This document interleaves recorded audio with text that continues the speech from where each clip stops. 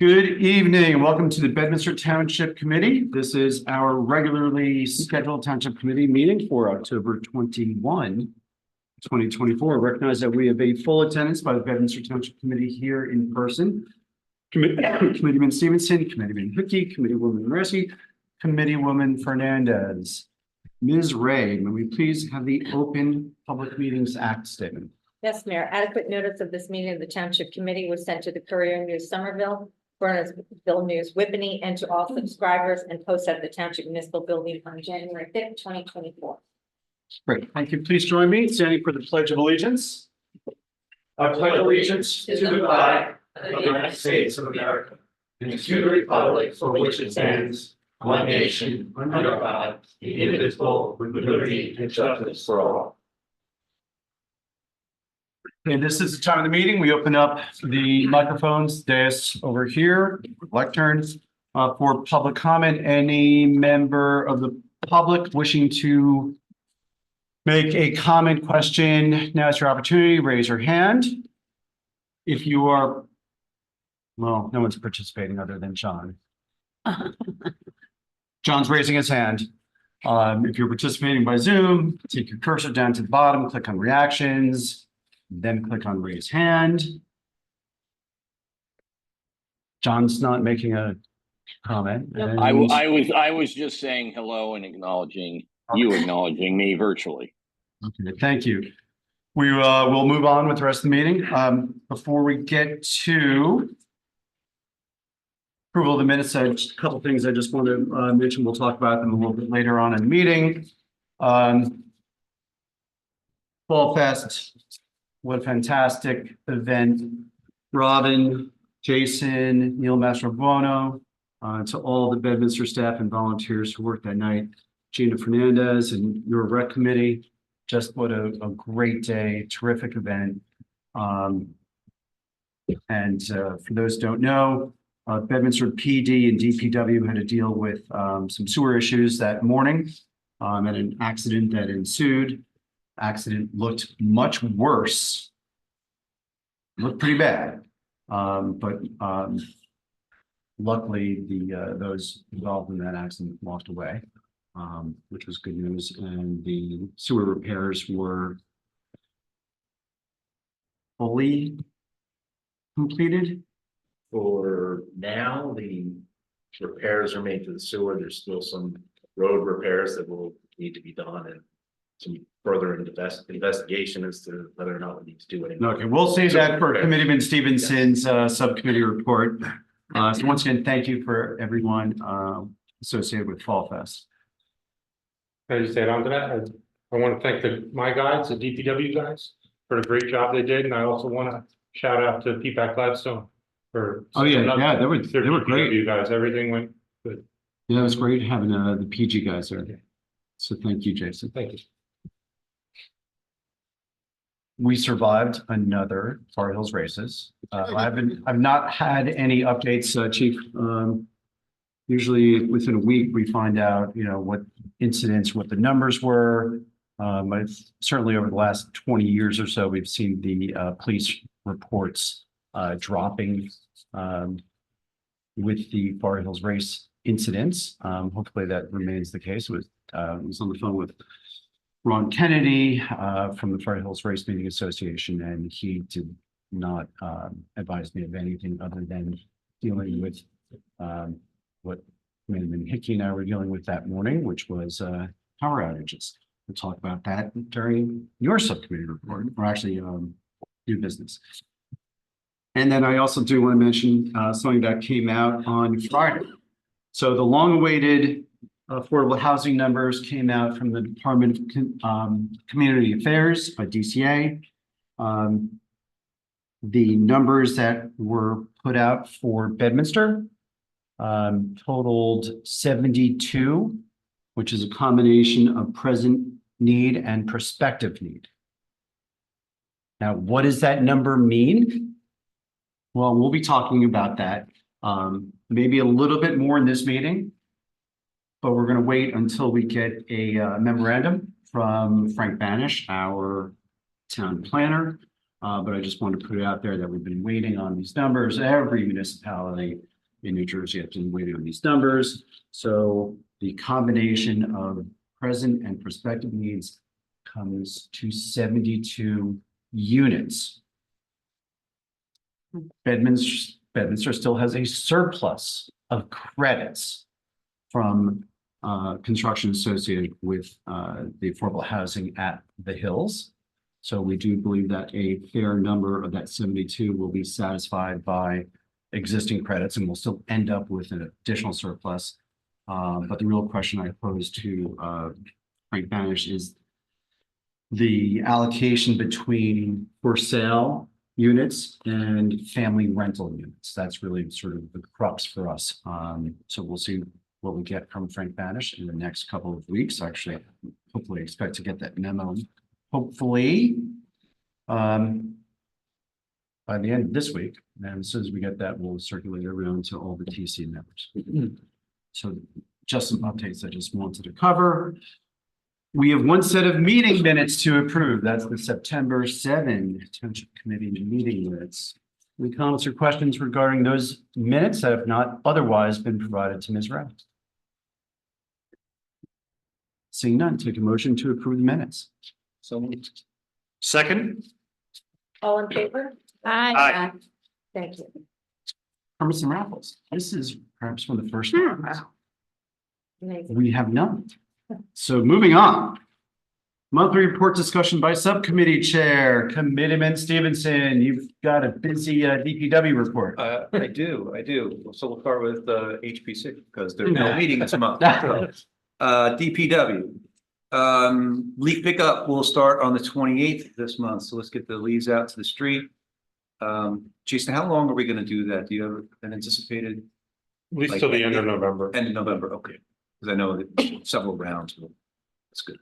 Our folks are down at the Far Hills Fairground, digging approximately 150 holes for trees. We're Yeah. planting a major tree plant down there. Yeah. Working with the library about the parking, painting some of the parking lot up there, removing some dead trees. Obviously, Fall Fest setup and breakdown has been going on. As you did up on there. The generator for town hall is up and running. No, It's going to be tested the 4th. yeah. You think it's up and running, but it's going to be tested on the It's going to be tested on. And the gas line on Old Stone House is up and running. Some of the folks have tapped in, so that looks like that's going to a conclusion. And we've got working with Somerset County, training on some of our folks to get their Class A CDL licenses or endorsements. And then the last item, then throw it back to Rodney and or Jason, we had basically a pump or a line breakdown of the sewer main line going down within the pond area. I don't know if you want to add any color to it, but was it? You can be as colorful as you like. Where's the pictures? Try to keep it pretty brief. It was 12:46 a.m. on Saturday morning, the day of the Fall Fest. I received a call from one of the police sergeants that there was some sewer bubbling up out of the road 202-206 northbound lane near the AT&T Way. And he confirmed it. He said it was definitely sewer. There's no question by the smell of it. I realized that where that was at, there's no other utilities there. So I just drove directly here, immediately shut down our system, diverted up into our tank, then went down to confirm what was going on. And sure enough, that's exactly what it was. It was our 10-inch force main, ductile iron force main pipe going down to New Jersey American's facility. At that point, just started activating kind of our emergency process, which, get a contractor en route, get a mark out done, get DEP, call DEP, let them know what's going on, get a case number from them, contact the various stakeholders that we work with like New Jersey American, the operator there, PPAC and Gladstone to hold back sewer flow also into their tank. Within 2.5 hours, we had the construction company here mobilized and able to break ground probably within 3.5 hours. I say we started to dig for it. Got a little lucky in the fact that someone at some point had called in a mark out in that area. And the utility company that came to do the mark out actually somewhat found forced main. So it, right where we started digging was the right spot. We found it right away. Got some repairs done, turned the system back on, found another leak, shut it back down again, dug it back up, made the repairs again.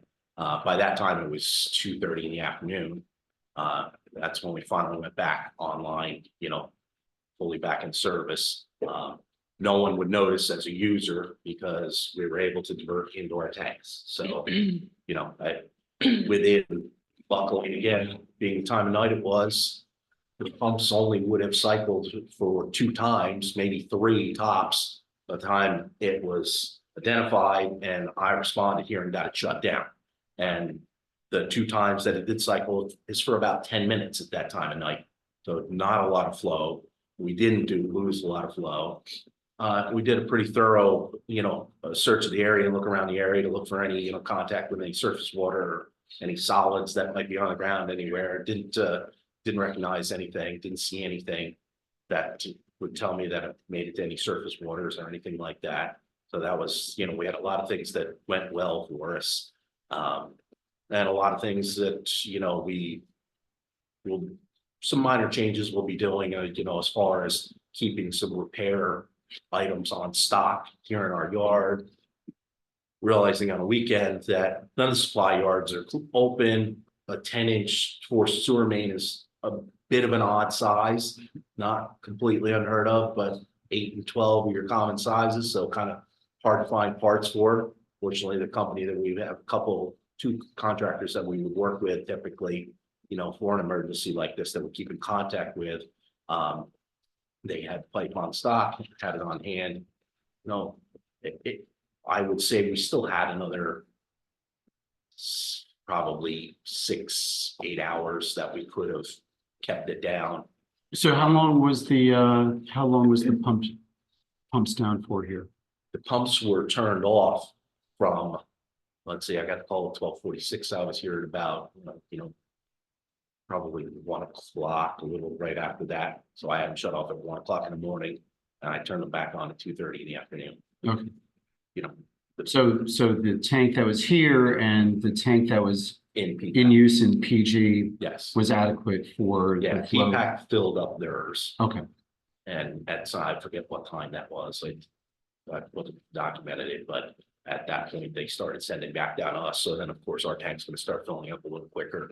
Once I realized that was happening and we didn't have the repair done yet, I put a call into United Site Services for a tanker truck, 7,000 gallon tractor trailer to come here. And what they could do for us is they could pump directly out of our wet well, take it down to the little pump station on Ramp Road and dump it into the EDC system there and come back up, take another 7,000 gallons out. So kind of help us out there.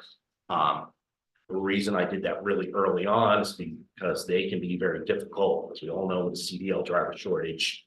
They can't get their drivers on weekends and at night and stuff. So I needed to start that. I didn't really need the tanker, but I had to get them moving on their way. And I did use them for 1 load, which was able to get our equalization tank back down into a normal range. So when I did turn the system on, I was able to get all the alarms shut down and see that we were truly functioning normal at that stage. And Roddy, the observation when it was first observed, was it coming up from the roadway? Was it coming from the shoulder? Where was the observation of the leak? The shoulder lane of the roadway. Okay. So we had 1 lane of travel shut down and the shoulder. Fortunately, Frank's team, that was sort of Benson, he was pretty adamant about getting DOT out there for lane closure because he was concerned with it collapsing. And that was a huge benefit to us. That was a big help to have them there deployed. They handled traffic control the entire time. Yeah. For us. So that was a big benefit. And the replacement of the pipe, was that ductile iron to ductile iron, or did you go from ductile iron to PVC? Ductile iron to ductile iron. Okay. And as I've told a few of you, ductile iron is known as the century pipe. It's supposed to last for 100 years. We're still looking into to see what might have caused the failure. It was from the outside in. So it's kind of strange that it must be a defect in the pipe. We don't think it's soil conditions, anything like that. May have been just a defect in the pipe, and it may have just been that piece, and we'll be okay, but it's something we're gonna further investigate. And talking with an engineer, I think we're going to have one of the pieces looked at by the Ductile Iron Institute. And they'll take a look and tell us what happened to it. I mean, of all people, they will know, and they will be able to tell us why that piece of pipe failed. I have the pieces out here, if anybody wants to look at them at some Doug point. does. Yeah. They're You'll see clean. how- Clean. Yes, they've all been power washed and sprayed and as best they can, they still smell, but. You definitely can see it's from the outside in, and You had mentioned it earlier, and I'm not, it's a completely unfair question, but you had mentioned that someone else was messing around with the line and like, was it possible that they damaged it? no, that was just a mark out that was done. There was no actual construction in the area. It probably was DOT for a street sign. Oh, there is a street sign right there, or guide rail replacement. None of that was anywhere near where the sewer line actually is. So what I did notice in some of the pipe is it was all on the bottom side of the pipe.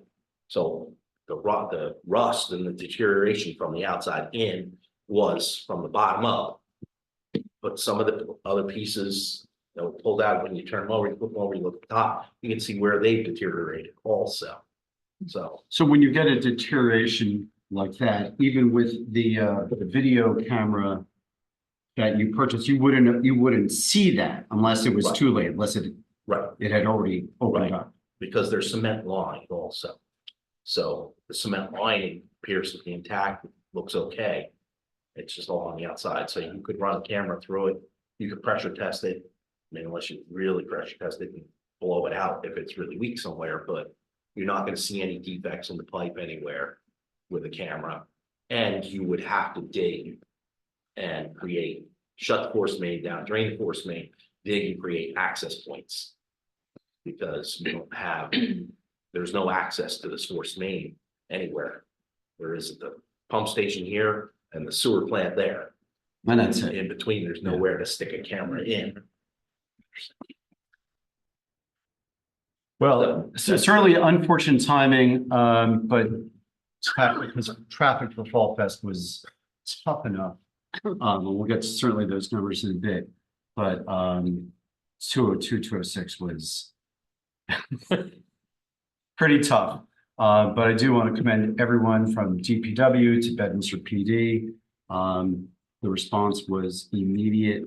Traffic control was out there the entire time. At the same time, Jason's team and the chief's police department was also taking care of events at Fall Fest. So that was a busy Saturday. Busy Saturday. So Doug, not sure if there's more. That's it. That's enough. Traffic was great by me. It's nice and quiet, slow. Well, thank you everyone for the response on that. Committeeman Hickey. Thank you, Mayor. Good evening, all. Board of Health, 2 quick updates. Happy to report that the flu vaccination clinic that was held on October 9th at the firehouse was very successful with 62 total attendees. Also, a new online database will be available for all county residents starting the first week of November. This resource will allow you to look at health complaints, restaurant food inspection ratings, and other information without having to submit an OPA request or appear in person. I'll have more information following our next Board of Health meeting, but we've been waiting on this capability a long time, and it represents a significant improvement for our residents. So more to follow on that one. And Mayor, that's all I have. Okay, thank you. Committeewoman Mareski. Thank you, Mayor. Thank you, everybody. Wanted to do a little information sharing from our favorite Jacobus Vanderveer house. I had never been to one of these before, and I was able to take the day off from work and attend our school group day. We bring in schools from anywhere around here. And they had, I don't know, 50, 60 kids. And they separate into groups. And there are stations around the house. So there's one station that has people dressed up in soldier uniform, and the kids, they had them marching out and around on the field, and they actually shot one of the guns off and scared the bejesus out of everybody, but the kids were laughing. There was a blacksmith who showed how to work with steel. Inside the house, they had some ladies making lace, and each of the kids got to play around with the little spindles and things. In the kitchen, they had this spinner, so you got to see how they made muslin. And then Yolanda was upstairs, and I know who's been able to get over to the house recently, but we have the model of the Pluckerman Cantonment. And Yolanda walked them all through the model and their buttons to push that light up and show all four of the things that go on in the cantonment. And it takes about 2 hours for this loop, and they had 2 schools. It was Manville and the Willow School. It was really exciting. The kids really had a great time. If anybody's in touch with schools, send them over to JVH or give me their name and number. I'll hook them up, because it was a really interesting educational program. It was run so nicely. The kids were all well behaved and had a great time. And if you guys ever get a chance to go do it, it was a lot of fun. Great. And that's all my news. Okay, Gina. Thank you, Mayor. Fall Fest, let's go. So we had a wonderful, beautiful, amazing day for Fall Fest on October 12th. I think that we had over 5,100 visitors. But that doesn't include like children under 3. We had just so many amazing volunteers there. So I just wanted to thank all of the volunteers that came out, all the township staff, and especially Neil Mastrobono, who had 20,000 steps before noon, before the event even started. And of course, Robin. I have to say it was nice to see so many people there, just from the township. Really, it's a great community event.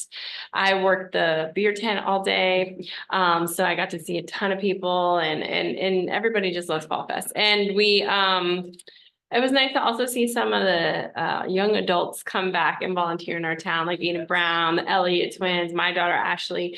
It's just nice to see them. Like, it really is a testament to Bedminster that our youth come back to volunteer for that event, because they remember how it was when they were young. And so it was just a successful event. I just like to thank everybody involved, all of our volunteers. It was so nice to see all the township residents come out and really just enjoy it. So many new faces and young families. So it's just a great event. And that's all. So we're start planning for next year. But yeah, so it's great. And then we have the trunk or treat on Saturday. And prior to that is the Bryce Rosen 5K run. So that information is on our website, and we shared it on Facebook. So hopefully we get a good turnout for both of those. Great. That's all. Okay. So I'll just start with the farmers market. So the 5,100, we know that there was over 5,100 that came through the gate.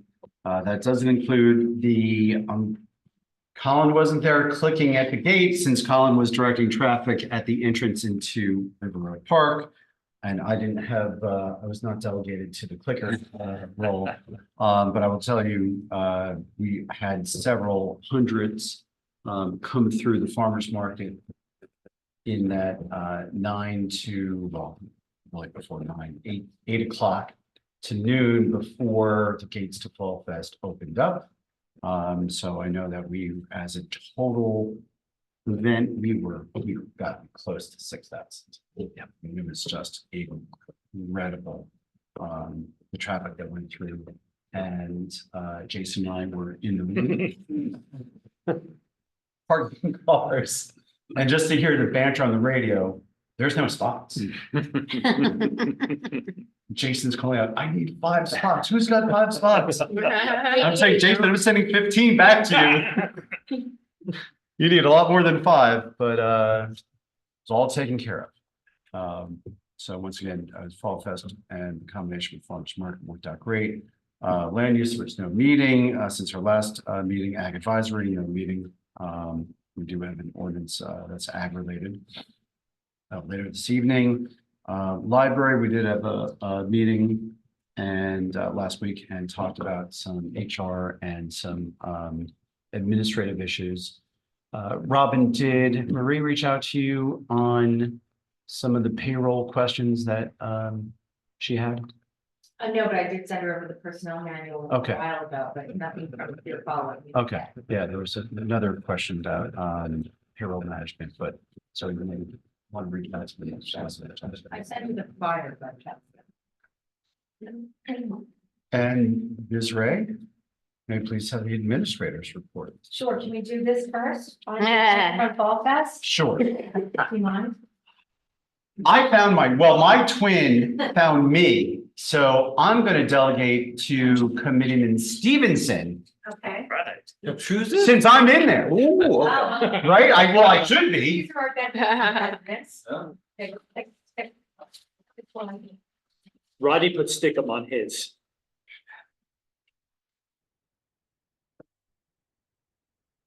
No. Jenna Fidelli from Ski Hill Drive No. Oh. and Barry Sargent from Fort Hills. Okay.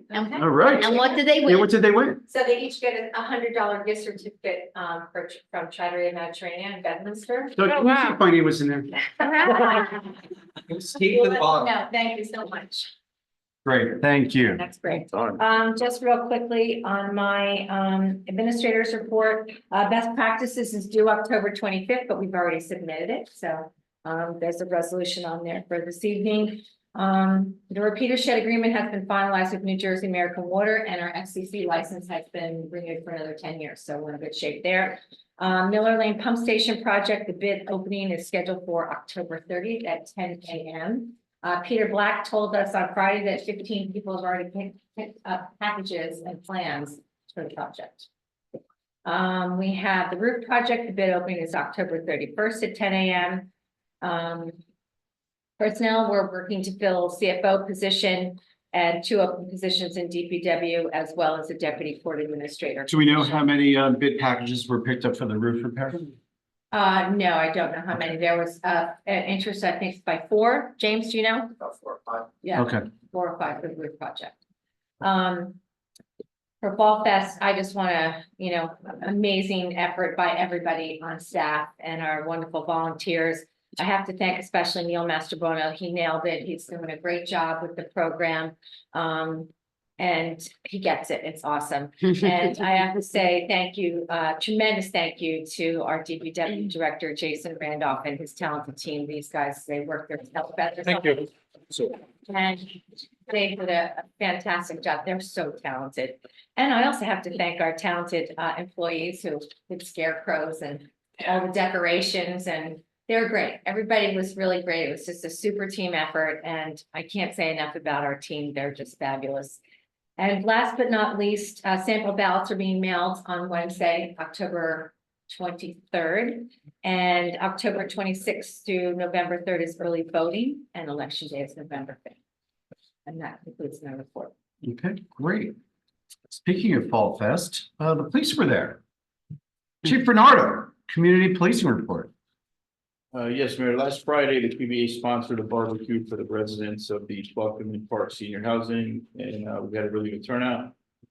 We will be attending 2 trunk or treat events in the next couple weeks for Halloween. And we're still working on with the library to firm up a date for a safety presentation. That's all I got. How was the attendance over at the police tent at Fall Fest? We had the biggest lines, free popcorn and free cotton candy. Nobody wanted to talk to us, but. I'll take you back. Yeah. It's great. That's great. All good. Helped out. That's great. That's great. Introduction of ordinances, we have none. Public hearing of ordinances, we have, oh my God, we have 6, I thought it was 4. Okay, so first ordinance is ordinance number 2024-016. This ordinance would amend chapter 17 entitled Alarm Systems of the Township of Bedminster. General ordinances. May I have a motion to open up the public hearing for ordinance number 2024-016? So moved. Second. All in favor? Aye. Thank you. Okay, Robin. So this ordinance, updates our alarm ordinance with fees more appropriate to our surrounding communities in line with what the market rate is and simplifies the process and hopefully will save us some money in the long run. Just the major change, overall major changes, instead of residents submitting a registration at the beginning of every year. If you're already into the program, you don't need to resubmit unless there's a change in your information, but anybody new would be charged a fee going forward. And the emphasis is placed on paying attention to people who violate and don't have their alarms checked and there's false alarms. That's the focus to be going forward. And Robin, who's responsible for maintaining the list? Is that with the police or is that administration? Yes, it's the police department and it's Dwayne Cabinet, who's the office administrator. Okay. Any further questions, comments from the Township Committee? We'll open up to the public for questions, comments regarding this ordinance. Seeing none, take a motion to close the public hearing for ordinance number 2024-016. Second. Sorry, was that Gina? Yep. Thank you. All in favor? Aye. Thank you. And we'll need a motion to approve ordinance number 2024-016. So moved. Second. Roll call vote, please. Mr. Stevenson? Aye. Mr. Hickey? Aye. Ms. Moreski? Aye. Ms. Fernandez? Aye. And Mayor Jacob? Aye. Thank you.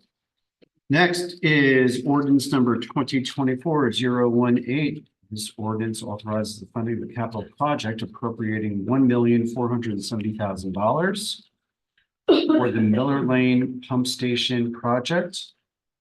Take a motion to open the public hearing for ordinance 2024-018. So moved. Second. All in favor? Aye. Okay, Thank you. Rodney, I'm going to turn this one to you with some color from Rob. I'll let Robin go with the details of the ordinance, actually. I have not seen it, so. It's your money. Is it gonna buy iron pipe or what? Gonna buy us a new Yeah. pump station. Yeah. So I will tell you that the 1.47 is the amount of the EPA grant that we were being awarded through the congressional earmark. So we just need to bring that into the budget. So this is essential. So once again, this is of no true consequence to the Bedminster taxpayers. This project is funded through the federal grant initiative. This one is particular to EPA. We started this grant process with Congressman Malinowski and then finished it with Congressman King.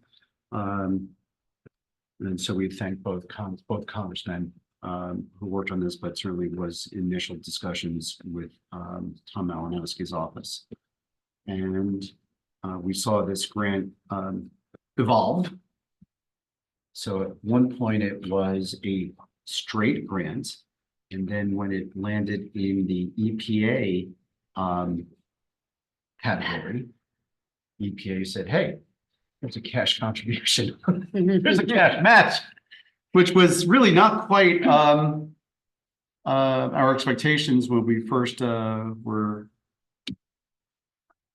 put down for the grant. So it went from what would traditionally have been called an earmark, where there'd be just congressional allocated funds. It went from that, which is what we thought we were getting from Congressman Malinowski. When it became the EPA project, there was a cash match. But even that cash match is coming from the sewer transportation system that Bedminster operates and from our shared services with Florida Hills and PPAC and Gladstone. So once again, no consequence to the Bedminster residents. And Robin, is there anything else that I'm missing? You know, yeah. Okay. And Rodney, anything that you want to that's about it. I just appreciate that this is moving forward and that this is happening and. It's modernizing the pumps, right? So you're getting new pumps there, modernizing the system, removing the storage tanks, or No, just direct, we're gonna keep the storage tanks, but we're still gonna be able, so we can do we're what we did this past obligated, weekend, we're right? obligated by contract to keep the tank. Okay. So it is updating the complete facility, from top to bottom. Yeah. The building, the equipment inside of the building, the infrastructure in the ground, everything at that location, our Northern Lake pump station. Now, Rodney, given the events of last week, does that change the way you look at the tank back there? If we did not have that tank for extra capacity, you have been running those trucks back and forth. I don't know what I would have thought, and no one does when this happens. It's typically just a little bit of a major environmental mess when you don't have that ability to do that. I've always enjoyed having that tank there as a backup. There's just things that can go wrong in the system, and that really helps you out. It really saved a lot for everyone involved. Everybody benefited from that tank, you know. The So- idea though, that there's existing infrastructure that's there, the room, the building, it's past its useful life. I mean, it needs the work. Absolutely, absolutely. And, you know, another benefit is it's definitely going to benefit the Public Works Department also, because part of that project is the new generator that comes along with the new equipment. It needs to be a much larger generator. It's going to be a 300 kW generator, so the existing generator that's there is going to get switched over to the DPW complex. It's just a very important thing to have also. And, you know, that's kind of, when it all hits the fan, you know, Public Works is kind of department number one, and nothing else kind of functions without them. So that, having that for them, that's a small bonus also. Yep. Thanks for the support.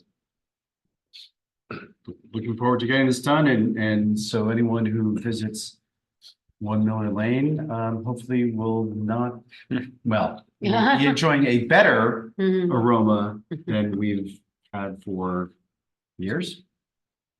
And Robin, one quick question. So with the bid opening, this ordinance is for the appropriation 1,470,000, majority of which is coming from the EPA grant. And it includes the cash match. and the total- cash match. Total amount is 147.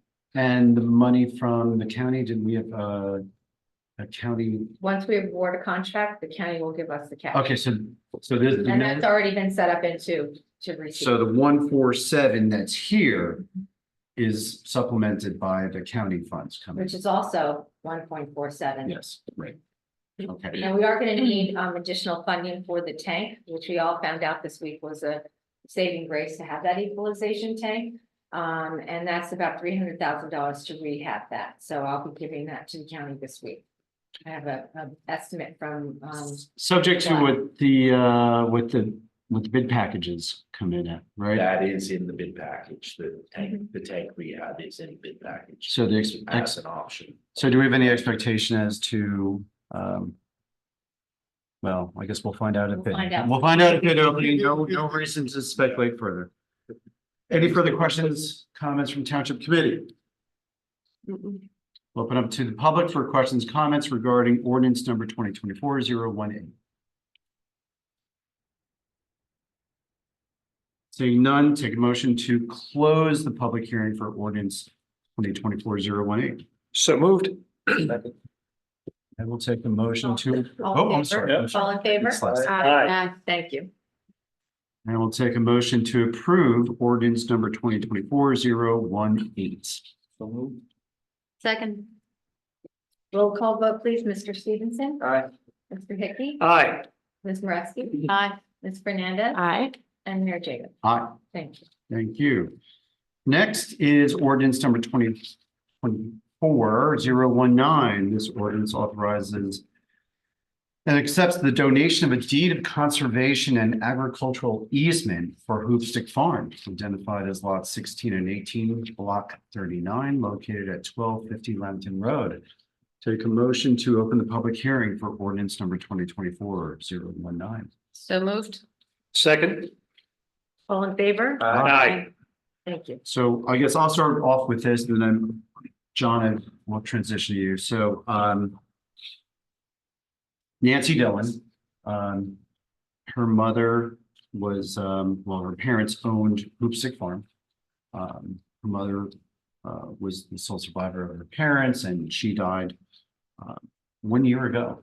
And I believe maybe 1 year ago today. And, back in February, I received a call asking to set up a discussion with Nancy Dillon.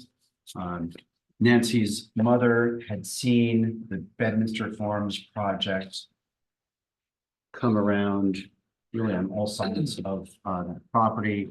And they were pretty aggressive in trying to secure Nancy's mother's property. Nancy's mother was, no way, I don't want to see this property developed. It's beautiful. I want to maintain it.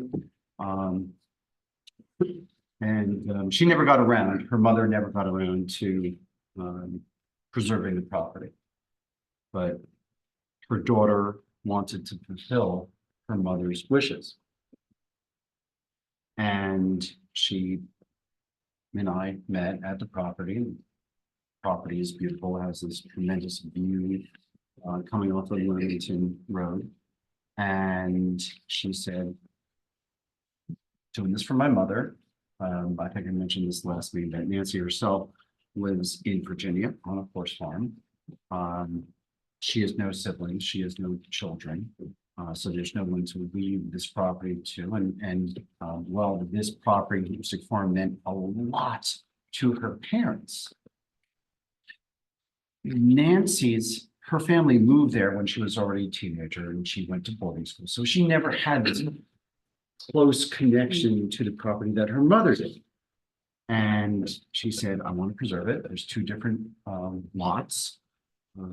I suggested I would like to see the two lots combined and then put a conservation easement across both. And I put her in touch with some other Bedminster landowners who had done similar easements with the municipality, including Bob Scully, the property on Black River Road, and Jim Brady for the property that the Brady family put conservation easements on. And when I talk about conservation easements, I'm not talking about running through the state agricultural program or the federal program.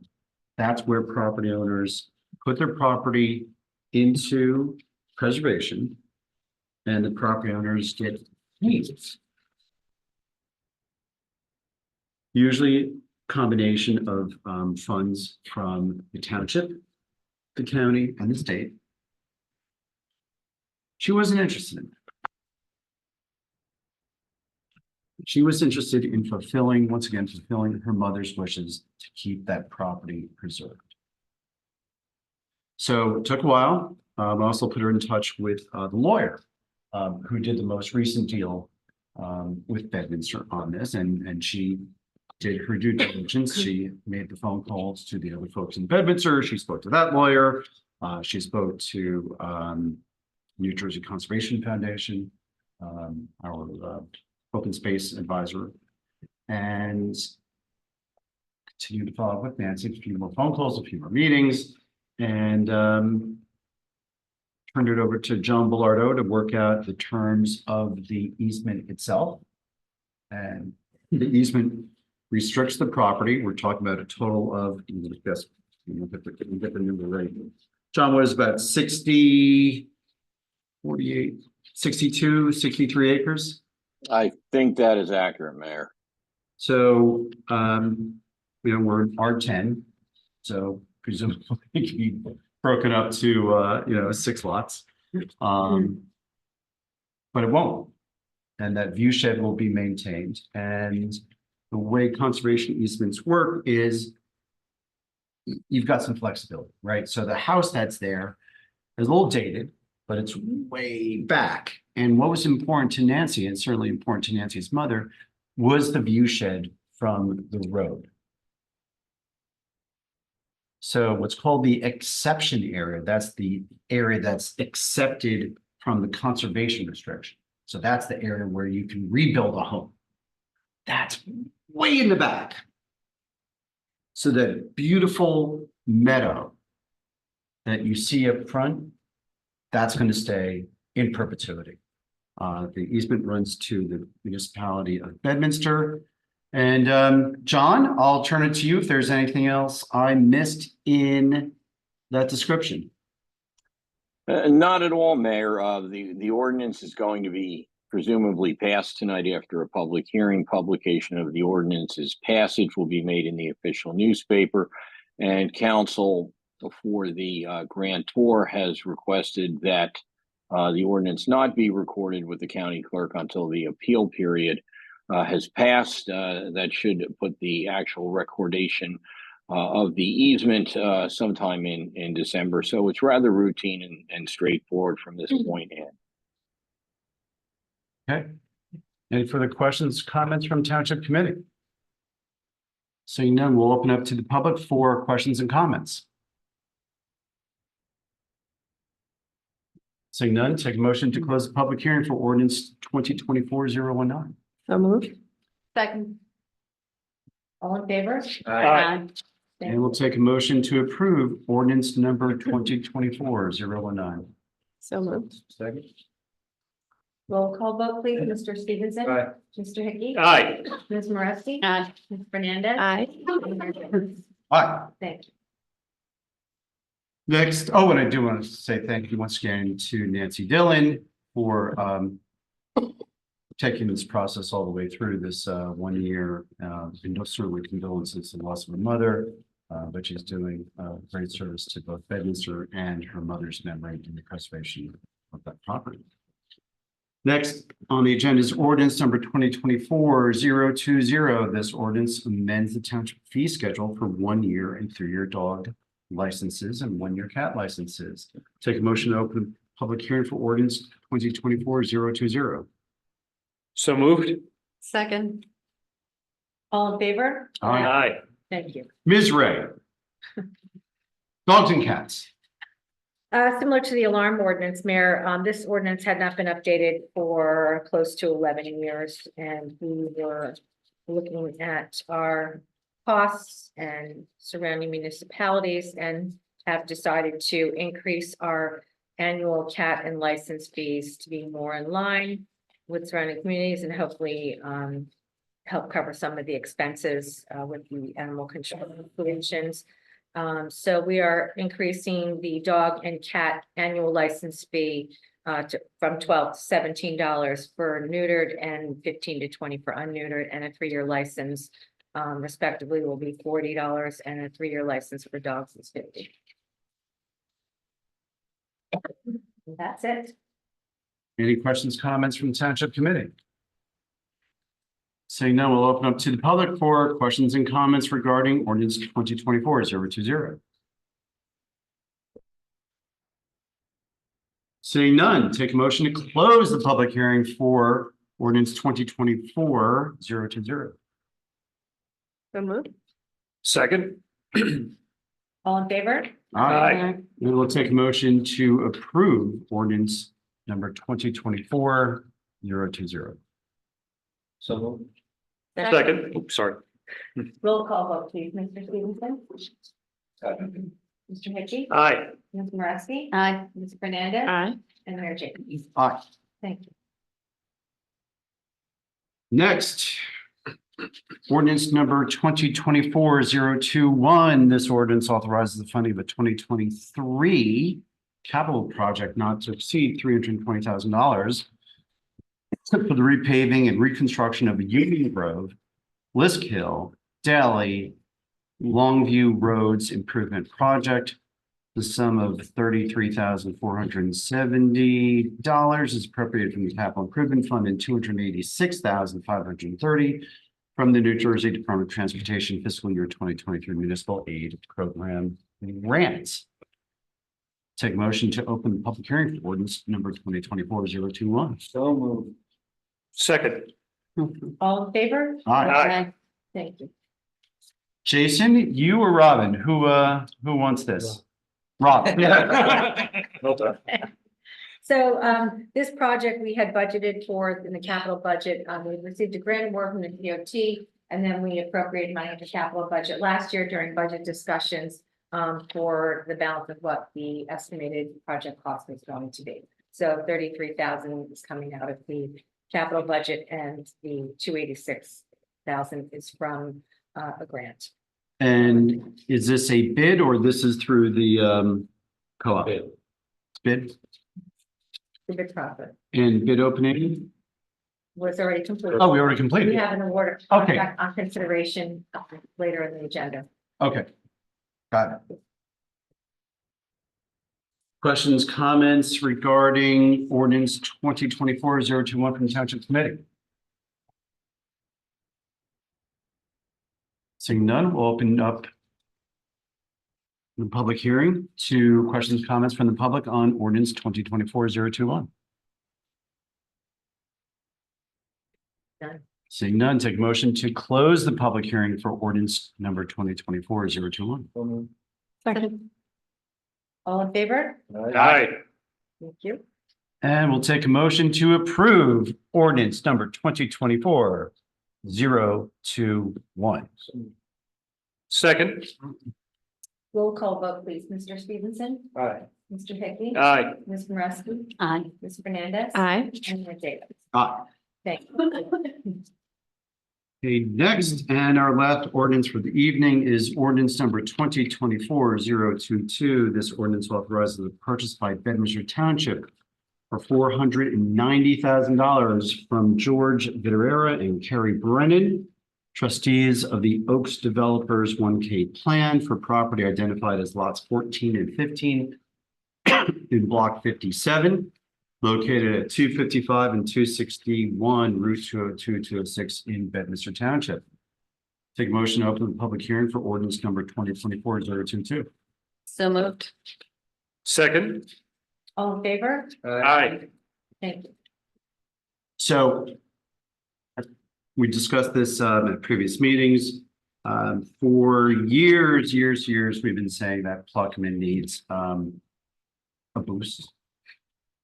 Kick in the pants regarding trying to bring some vitality and some placemaking to Pluckman Village and the village center. We've been having a number of meetings with the property owners and business owners in Pluckman. And one of the things that came up was, how about Pocket Park on that vacant piece over there?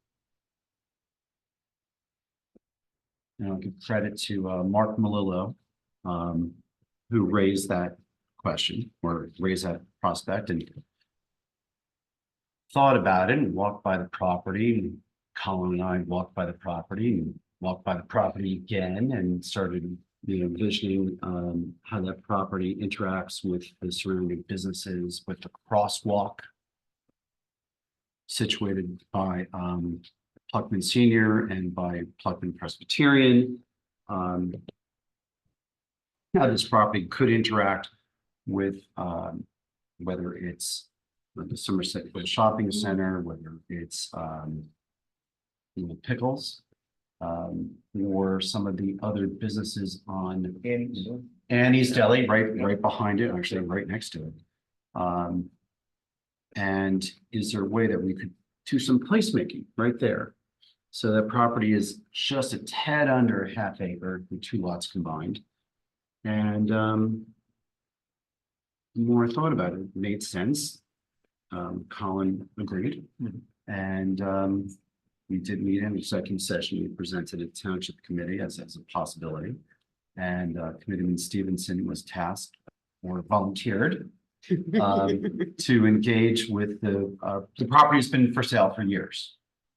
And for those who remember, the property or those two properties were one of the eyesores of Pluckman Village, dragging down the surrounding properties and surrounding businesses for years.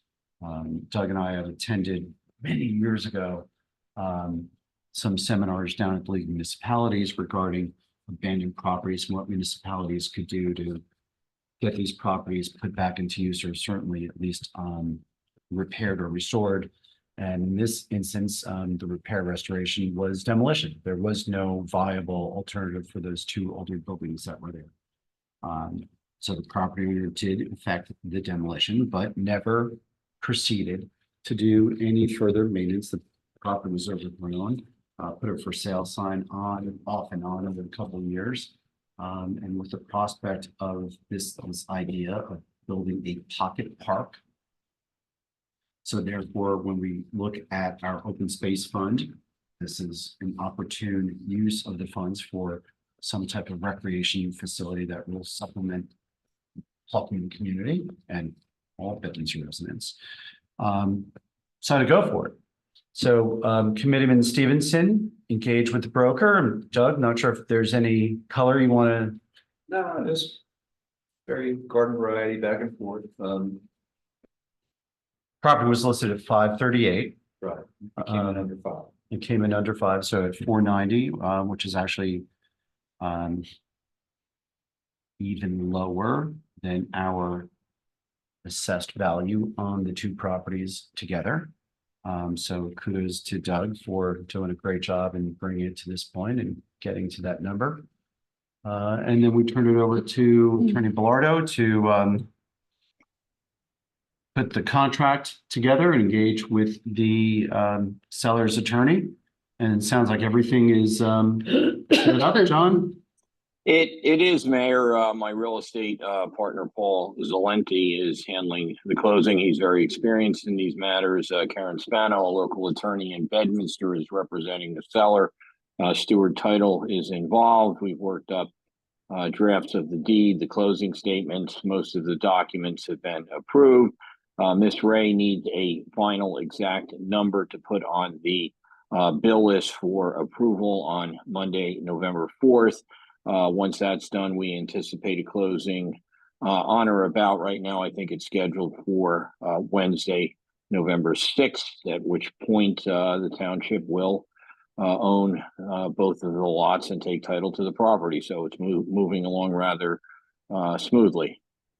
And once again, if we do proceed with the ordinance, I will ask Gina if you could convene rec with Doug with Historic Pres. It's in our historic district. And then perhaps we can also bring in some of the property owners, especially Mark Melillo, because every property that guy has is just, They're beautiful. whether it's architecture or landscaping, everything he touches is fantastic. They're very. So perhaps, once again, if we approve the ordinance tonight, and once again, we've asked Robin that we've got plenty of money in our open space fund. You bet. Correct. So that's my take on ordinance number 2024-022. Any further questions, comments from Township Committee? Seeing none, we'll open up to the public for any questions or comments regarding ordinance number 2024-022. Seeing none, take a motion to close the public hearing for ordinance number 2024-022. So moved. Second. All in favor? Aye. Thank And you. we'll take a motion to approve ordinance number 2024-022. So moved. Second. Roll call vote, please. Mr. Stevenson? Aye. Mr. Hickey? Aye. Ms. Moreski? Aye. Ms. Fernandez? Aye. And Mayor Jacob? Aye. Thank And thank you, Doug, for picking up the negotiations and bringing us to this point. I'll be out there with my hibachi on the. Well, you know what? I hate to say it. Since you're the DPW liaison, you're going to be out there with your weed whacker. That sounds fun too. Okay. Jason, can you get some heavy equipment for Doug out there? So the day after closing, or actually that afternoon, you. Doug, I want to see that. I want to see that lot clean. Yes, I'll be out there with my weed whacker. We have two items. Oh, yeah. Two items on for the consent agenda. These are items of routine nature. Any member of the Township Committee may pull any or both those items off for individual consideration. Seeing none, I'll take a motion to approve the consent agenda. So moved. Second. Roll call vote, please. Mr. Stevenson. Aye. Mr. Hickey. Aye. Ms. Moreski. Aye. Ms. Fernandez. Aye. And Mayor Jacob. Aye. Thank you. Okay, resolutions for individual consideration. First is resolution 2024-134. Authorizes the township to award the contract for Union Grove, Let's Kill, Longview Roads Improvement Project to J.A. Alexander in an amount not to exceed $309,354.27. Jason, Robin, who's? I'll take it. No, I don't, have we worked with J.A. Alexander before? No. Okay, what do we got? J. Alexander is from North Jersey. They were the lowest qualified bidders for the project. As you can see there, we had 6 bids to open. And with the base bid and the alternative bid, J. Alexander still came in under project budget. By a lot. Correct. So the contract is, we would like to be awarded to J. Alexander. Are they good at what they do? We're gonna find out. Okay. Well, we have various, maintenance bonds and performance bonds in place that are required for all of that. Okay, Yeah, just in case, check it on the back. just in case. All right, sounds good. Okay, Thank you. take motion to approve resolution 2024-134. So moved. Second. Roll call vote, please. Mr. Stevenson. Aye. Mr. Hickey. Aye. Ms. Moreski. Aye. Ms. Fernandez. Aye. And Mayor Jacob. Aye. Thank you. Next, resolution 2024-135, authorizing municipal clerk to certify that township committee has reviewed the completed 2024 best practices inventory at a public meeting. Ms. Ray. Yes, Mayor. So you should all have a copy of our best practices inventory. Our score was a 42.50, which means, you have the, no state aid to be withheld, since we answered all the appropriate questions that we needed to do. As I mentioned, there were a lot of questions associated with affordable housing, as well as a continuation of lead questions from last year. That was another hot topic with the state. So we did very well on our survey with a total of 42.50 points. And I didn't total how many were possible, but we're in the top tier, as usual. Any further questions or comments regarding resolution 2024-135? Seeing none, take a motion to approve resolution 2024-135. Second. Roll call vote, please. Mr. Stevenson. Mr. Hickey. Aye. Ms. Moreski. Aye. Ms. Fernandez. Aye. And Mayor Jacob. Aye. Thank you. Next is resolution number 2024-137. This authorizes the township of Bedminster to temporarily extend the term of the lease agreement dated June 21, 1999, between the township as landlord and the print of the Jacobus Vanderveer House through December 31, 2024. John, is this a John or Robin? Either one. Reza. John can take. it. I'll take it. As you know, we have been working on reviewing and revising the lease for purposes of renewal. We're not quite there yet with internal township edits and revisions, but we're getting there. At some point, that will then be shared with JVH. So this just extends the terms of the existing lease till the end of the year, so we can finalize it by then, hopefully. Okay. Further questions, comments from Township Committee? Does JVH know how long this has been extended to? They will tomorrow. Okay. I'll send them a copy of the lease, a Okay. copy of the resolution. Okay. There's no more comments. Take a motion to approve resolution 2024-137. So moved. Second. Roll call vote, please. Mr. Stevenson. Okay. Mr. Hickey. Aye. Ms. Moreski. Aye. Ms. Fernandez. Aye. And Mayor Jacob. Aye. Okay. And next, I'll just say the reason I'm abstaining is I know, recently made I know, an appearance. I That was a long time It ago. was, but I understand. Really wild.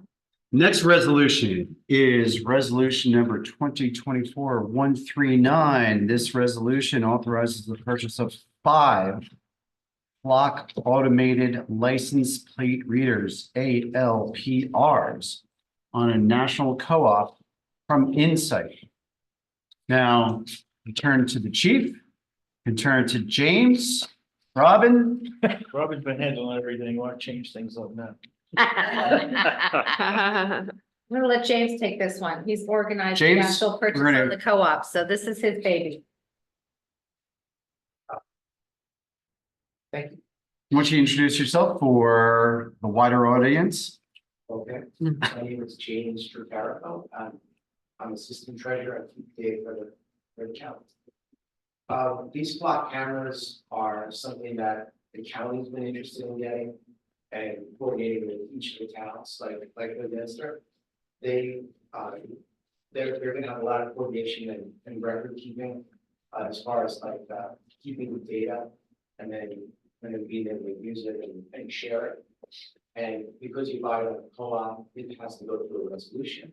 And it is on a discounted price compared to not buying it through this and having to bid for it. So in a way, it's been taking a few weeks, but it's been faster than going through a bid and more specific as to exactly what we bought, as opposed to not knowing, the outcome of the bid.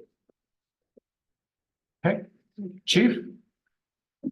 So you know where you're gonna put these 5? Yes, we're next Monday, I have a meeting with the Hills, executive board to get permission on somewhere in their property, but the other locations I have approval. And then you go through, is this before or after the deconflicting process with the county? This is before, Okay, so then. once we get approval, then we do the deconfliction. Okay. It's a great word. Yes. Deconfliction, okay. It's a simple process. The state has them all on a software system, so it's not, it shouldn't take too long. Got it. Comments, questions? I just say that, there's a constant pull and push between the criminal activity out there and law enforcement to try to catch up. Because there's always seems like they're one step ahead of us, or law enforcement, but these have been proven to be effective. We see the results in our neighboring towns. This brings us up on a somewhat level playing field by giving us real-time data, who's coming in and out. I think it's wonderful. I welcome technology. I welcome no one knowing where these go. And I welcome, catching the bad people doing bad stuff and letting them know, we're not open for business for you here. So I support it. And thank James and everybody that's been working on this because let's face it, this petty theft, call petty, it's your car, it's not so petty. But the break-ins, the theft, the rummaging through your cars, that's a pain in the neck.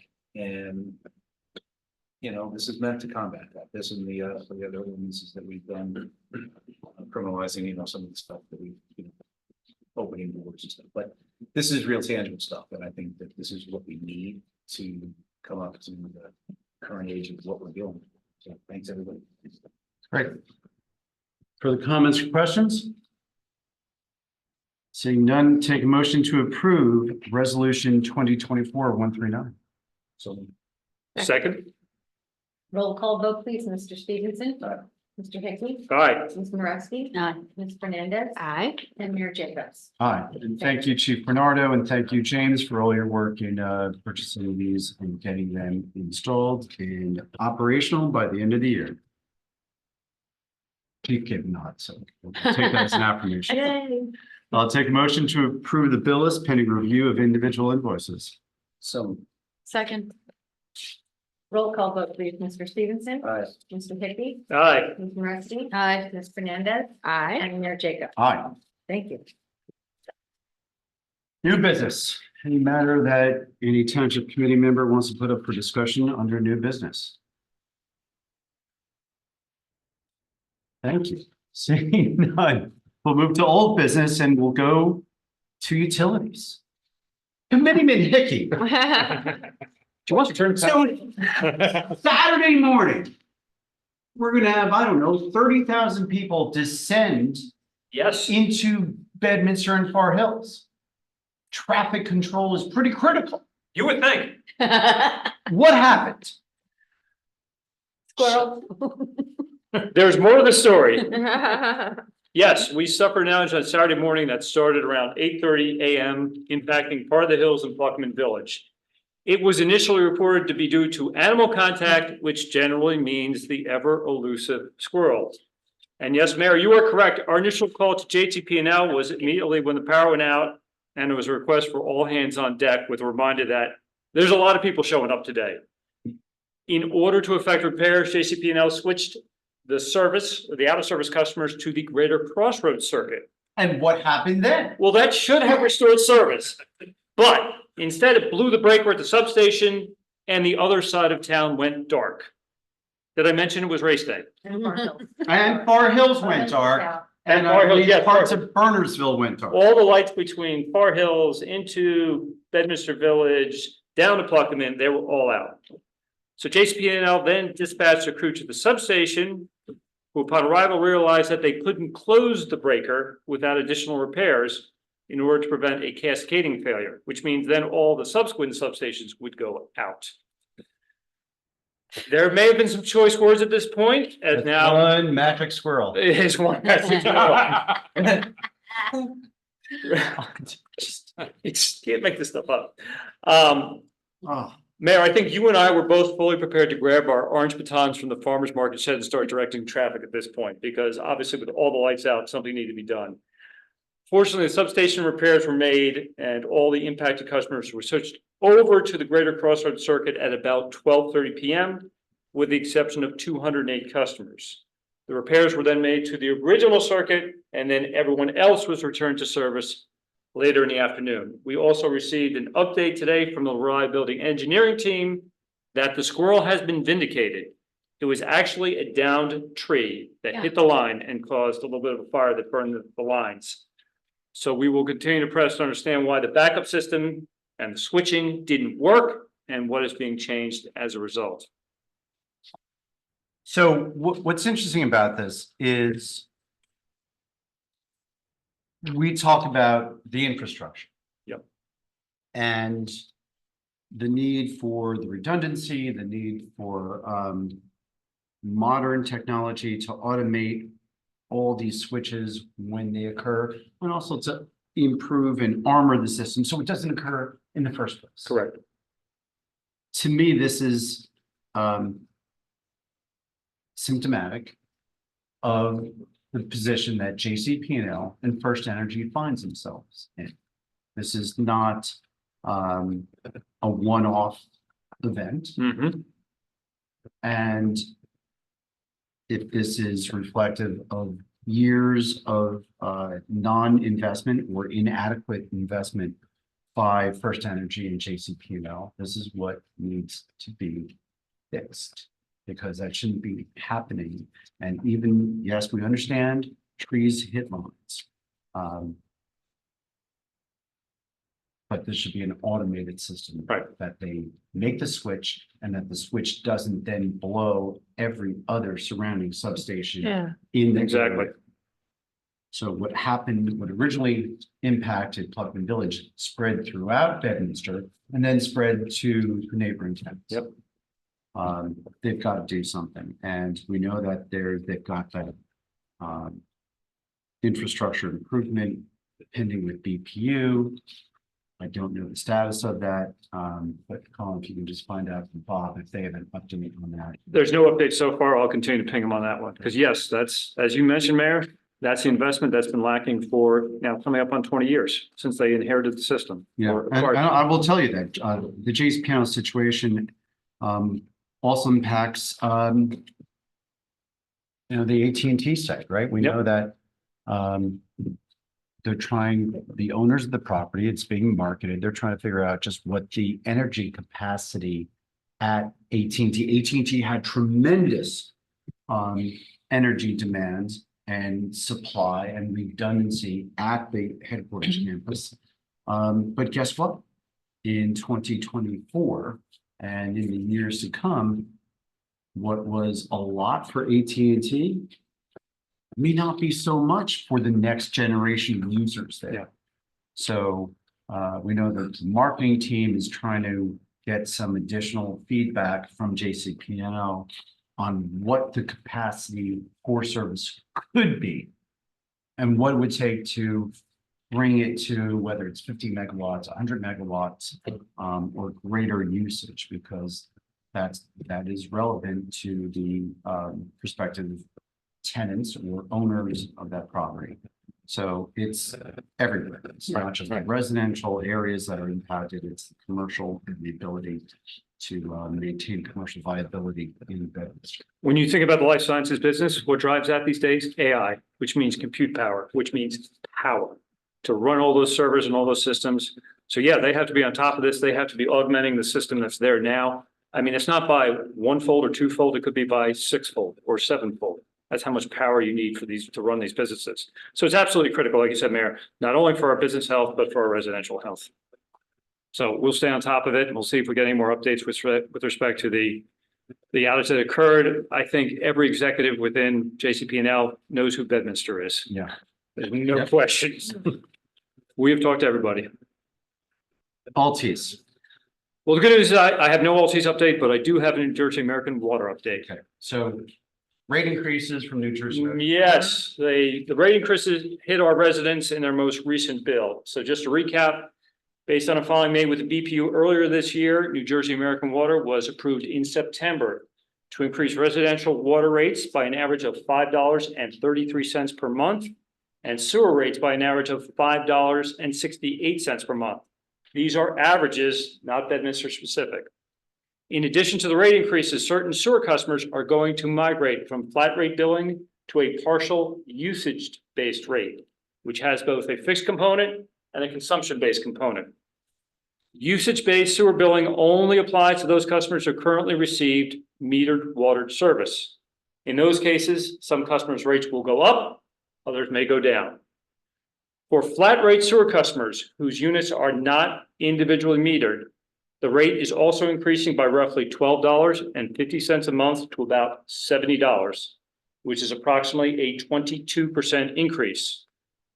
Folks are rightly upset about the large rate increase.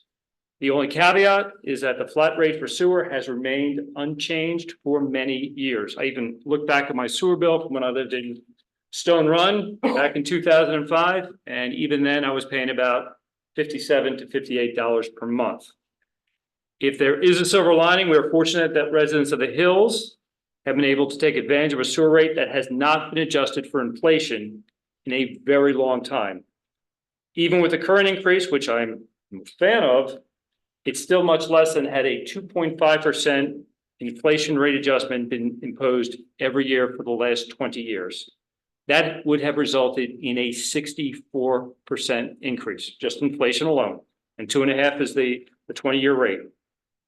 The ask from New Jersey American Water, by the way, was $81.57 per month for flat rate sewer, which is about double what they were ultimately approved for.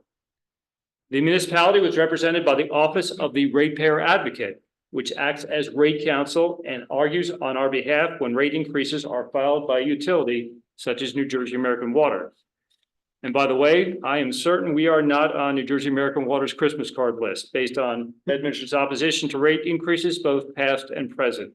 I know, Robin, excuse me, you and I can hear the sighs when we sign on those rate filing polls. I know who we are. As much as we would have liked, we were not going to get a 0% increase or a nominal increase because the other side, New Jersey American Water, was arguing for the need for infrastructure investments and lead pipe remediation, which the BPU is looking to support. In addition, and the mayor can talk to this because this is his day job, standards for wastewater treatment have also become more stringent, which are driving costs upwards. That being said, $70 is still a high bar. You might be asking yourself, why are the sewer rates that New Jersey American Water charges here in Bedminster higher than in some surrounding towns? That's the right question.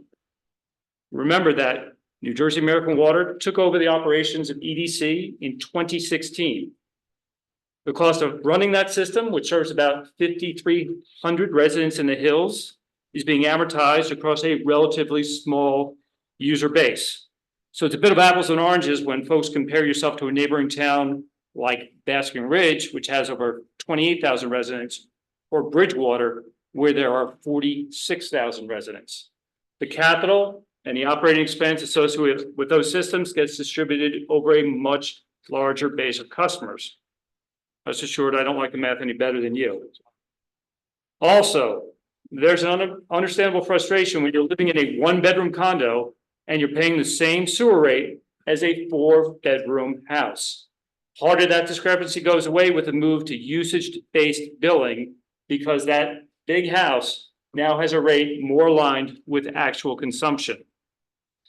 By the way, the only way to get usage-based sewer billing is to be individually metered. New Jersey American Water is not counting flushes. They are using water consumption as a proxy for sewer usage. I suspect that New Jersey American Water would be more than happy to install meters for all those customers who are not individually metered right now, which is the case for 6 developments in the hills. But that would be done at the expense of the users, which would be cost prohibitive. It's a bit of a catch-22. In closing, one thing we want to emphasize is that all the utilities, including New Jersey American Water, provide assistance for those who are unable to pay their bills. If you go to the New Jersey American Water website, search on bill paying assistance programs for more info. And I know, Robin, we also have pointers to that on the Bedminster website. Yes, we do. Mayor, I don't know if you have any questions you want to add any color, but If, for those units, for those condominiums, especially the condominiums, where you actually had individually metered units. yes, So whether it's 1 bed or 2 bed or 3 bed, or a single family home in the hills, if they're individually metered, you're gonna get a equitable allocation between those metered units. It's still rating overall rating. correct. But you'll see some equitable allocation between those based on real water consumption. Correct. However, we know that there are numerous, well, you said 6. 6, yep, 6, yep, including some of the larger ones, yep. where they're metered, I'm trying to think if they're metered at the building They're level. metered at the building level. So the units aren't individually. Yep, So everyone is paying a flat rate for water consumption. And then a flat rate for sewer usage. The only way to get around that is the installation of those individual meters. And that's another rate increase. that's another rate increase. It gets passed on. Those. Exactly right. You know, we talked about infrastructure, we're talking about, EDC was built by the developers of the hills 40 years ago, 40 years ago. right? So they were, you know, they weren't a true, sewer entity. And it's cheaper to do it that way, I'm Yep. sure, Yep, and just do it as a blanket, sewer rate across everybody. yep. And so we're still dealing with this now. It's a bad situation. The only thing is that with the acquisition of the EDC by New Jersey American Water, they do have access to the water for those individually metered units, but for everyone else in those 6 developments, no. It's very unfortunate, but that's correct. Okay.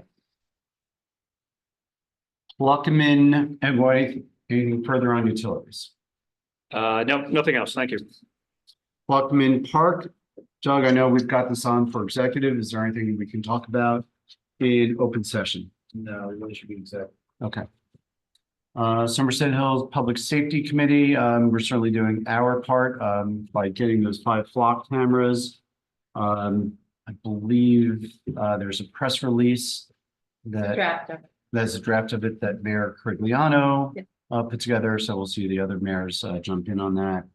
You know that there were some issues up in Berners Township that Mayor AC was talking about, and certainly spreading that news to the other representatives. And our next meeting with the Public Safety Committee is November 14th. November 14th. We do have an executive session and we may be taking action following the executive session. So we'll go through Township Committee comments. We'll adjourn to executive session. For those who want to stick around for our action following that, you're welcome to do so, but we'll run through Township Committee comments now. Committeeman Stevenson. Thank you, Mayor. I just wanted to say thank you to Ms. Dillon. Years ago, before getting involved here locally, I sat on the Somerset County Open Meeting Space Advisory Committee. And I was moved by the fact that actually we are recognized by that committee to be the leaders in the county for having greenways and lining up reserved lands and property. And, you know, I understand recognizing and honoring your mother's wishes, but no one told her to do that without cost. You know, that monetizing that. So I look at that as a complete act of public duty. You know, she basically, I want to do this for the public, my mother's wishes, but also the public, and I'm not interested in making $1 off of it. And it just reminds me, you know, we're wonderful, we're a great town, but we're great because of the residents. You know, they actually care about, you know, what they leave behind, and it's just another example of it. I'm reminded of it. I don't really have anything prepared. I just thought it would, you know, just to recognize her and, you know, my daughter to do that. It's just, it's a selfless act. You don't really see that very often with folks doing something for the good of others without any personal gains. Thank you to Mr. Thank you. Committeeman Hickey. Thank you, Mayor. Just to reiterate some comments, I had some family up over the weekend and they were attending Far Hills race. And we're talking about what happened the prior week with Fall Fest, what was going to happen next week with Trunk or Treat, or excuse me, this week with Trunk or Treat and the Bryce Rosen race. And they're like, wow, you guys have a lot going on. Like, this doesn't happen in our town, right? And it's all due to the efforts and the work of, Gina, you said it before, it's the rec committee, it's Neil, it's DPW, it's the police department, it's the township employees, it's the volunteers. It's all in and everybody's all in, and it's not just 1 week, it's every week. And then it's the farmer's market, which is 28 weeks. It's a pretty amazing place to live and we should all appreciate it and just thank everybody again for all they do. So, because it's unique. Thank you, Mayor. That's all I have. Thank you. Committeewoman Mareski. And how do you follow that up? So just my thanks to DPW, to our first responders, to all the township employees, especially Neil Mastrobono for having such a great Fall Fest. Can't wait for next year. And just want to highlight, as Doug was mentioning, the open space that people donate to us, that the Pocket Park is an example of how Bedminster really tries to balance out keeping our township viable, keeping our economy going, but still preserving our green space for our residents. And that's all I have. Thank you. Committeewoman Fernandez. Ditto. I'll have a We'll good move night. you what we can Yeah, I next time. know. Sorry back there. No, thank you. That's fine. Comment. Mayor, next time you have to go in reverse. To be Okay. fair to these Okay. guys. One day. Everyone be first. So I certainly just, once again, Fall Fest, terrific. Jason, Mutilda, She's hurting right now. she's hurt. I saw her on Sunday. Took the dog for a walk around, Herb tomorrow. and the pigs are still there. Pigs are gonna be there Yeah, for pigs are trunk or there. treat. Yeah, we have a couple other things in the works. Okay, good. So once again, DPW just a great job with Fall Fest. Neil and Robin and everyone else out there. Fantastic. And Gina to the rec committee. To Bill and you guys for leading that committee and leading the charge. What a great day. Doug, similar comments to Nancy Dillon. Once again, she could have taken it through the county or the state program, or where we would pay her to put that conservation easement on. We do that all the time.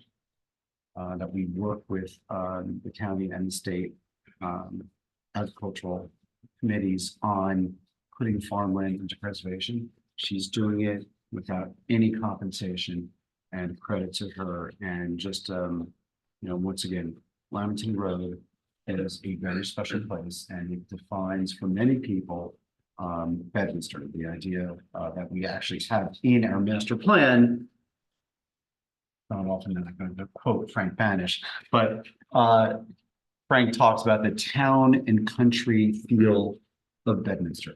So the town element, Pluckerman Village, Bedminster Village, and then the country element as well. And that we work awful hard to maintain that balance of town and country. So it's great to see it honored by the Bedminster family. At 8:32, I'll take a motion to adjourn to executive session. So moved. Second. All in favor? Aye. Once again, we will be coming out of executive session and we may be taking formal action afterwards. You're more than welcome to stick around. You don't have to, but you can. Hi, Rodney. Nice See ya. meeting you. Thank you, Ronnie. This What was that noise over there? No. Yeah, the air pump for the dry system for the sprinkler. It's the sewer backup. It got into the. It is 9:31. Township Committee is back in open session. We've concluded our executive session. We do have one matter to consider, which is Resolution 2024-140. This resolution appoints a Public Works Department General Foreman. Specifically, this would promote William Allen Jr. to the position of General Foreman. Questions or comments regarding the resolution? Seeing none, take a motion to approve Resolution 2024-140. So moved. Second. Roll call vote, please. Mr. Stevenson. Aye. Mr. Hickey. Aye. Ms. Moreski. Aye. Ms. Fernandez. Aye. And Mayor Jacobs. Aye. And Jason, you'll reach out to William and tell him he's got the support of the Township Committee in his Thank you. new position. Congratulations. Congratulations to Will and congratulations to you, Jason. Thank you. And thank you to Gina and Doug for conducting the interviews with Amanda. Well, and Amanda and Robin for conducting 10 prior interviews. And Jason. Yeah, but you guys get to be the ones that brought it home. That's right.